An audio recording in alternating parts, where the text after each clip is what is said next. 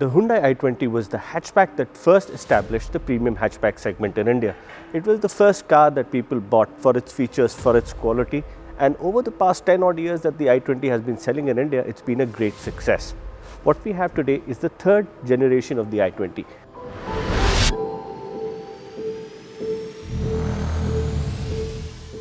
This is a brand new car that's wider, that's longer, that has more features, newer engines compared to the outgoing i20. So does it have what it takes to challenge the Maruti Suzuki Baleno and shake up the segment? Well, we have our first preview today to find out exactly that. The design of the i20 was a very critical part of its success in the Indian market. In fact, the second generation car, the car that has just been phased out, still looks very good even today, and the third generation carries over that lineage. When you look at the car head on, you notice the big grille, you notice the aerodynamic addenda here on the sport version that we are looking at. You also notice the big headlights.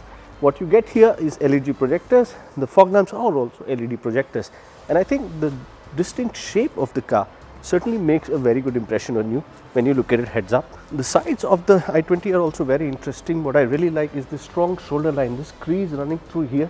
I'm sure this is very difficult to achieve in production, but it certainly catches your eye, and in bright colors this will be a certain highlight of the car. In the sport version, again, you get the dual tone treatment that Hyundai's cars are getting today.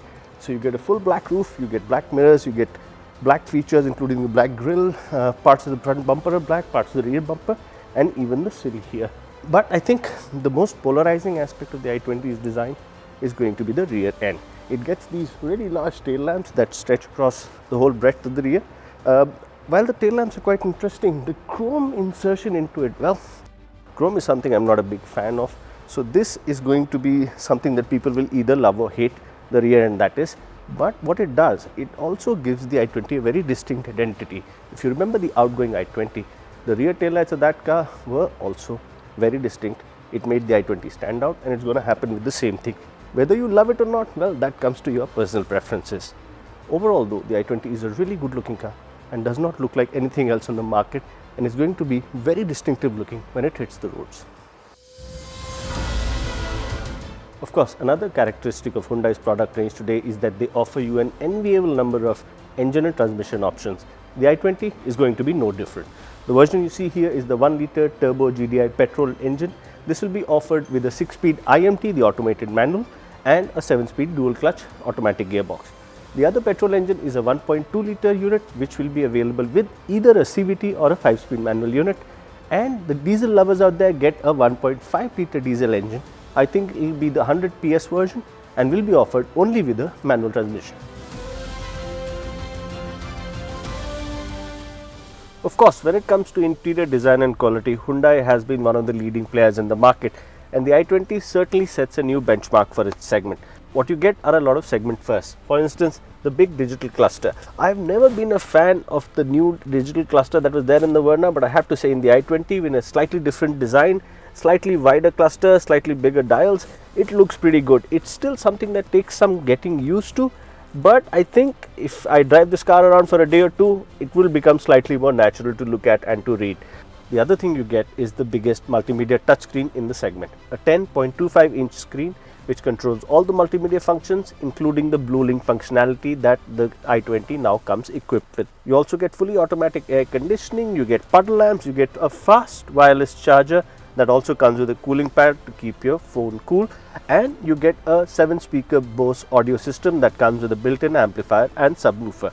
You also get a sunroof, and along with the LED lamps, 16-inch wheels, I have to say the i20 comes very well equipped. On the safety front, at least on the upper end model that we are looking at, it comes with 6 airbags, ABS, hill assist control, ESC, VSM, and a bunch of other features including ISOFIX child seat support. The quality of the i20's interior also feels really good. I think it's going to be one of the best interiors, and when it comes to the design, I quite like the new design theme. This whole central console here with all the functions bunched together, which controls the climate control, is very effective. It looks really good. It's easy to use. You get the charging and your USB ports here. You also get an air filter. The steering looks like it's a carry-on from the Creta, which is not a bad thing. You also get automatic headlights, and the space also is quite good. As you can see, there is more than enough headroom for me here. The whole ambience of the interior feels quite classy. How it will look in a dual tone shade, well, that we'll have to wait till our drive, but in this all black shade, I quite like how the interior is finished, and this red highlights on the seat, on the doors, on the steering wheel, on the console, all this blends quite well and tells you that there has been a lot of thought putting into the details of the design of the interior of the i20. Since it's a brand new generation of the i20, Hyundai has also made improvements to the overall platform. So now the platform features 66% advanced and high strength steel that obviously contributes to better safety, but the platform has also grown. So it's now 41 mm wider, it's 10 mm longer, and that has been focused to increase more leg and headroom in the rear seat. As you can see, with the driver's seat set to my height, I still have a fair amount of knee room available here. It's quite comfortable. The headroom is also quite decent. 5 adults might still be a struggle. The width has increased, but I think 5 adults would be a tight fit with the 3 in the rear. 4 adults would be much more comfortable. And another interesting design detail that I forgot to mention earlier, these windows. You can see these windows in the C-pillar, which will contribute to better airiness, better light coming into the cabin and making the cabin feel a lot more roomier than it is.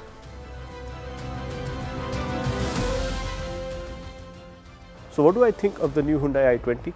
Well, when you look at it, it's a stunning looking piece of design. I might have an issue with the rear tail light, but overall it's a really good looking car. It comes loaded with equipment, it's larger than before. You also get options of engines and transmissions. You get 2 petrol engines, a diesel engine, and you also get variable warranty. You can choose between 3, 4 or 5-year warranty plans as standard. So unless Hyundai really prices it out of the park, which I think is unlikely, the i20 is sure to be a hit in the Indian market.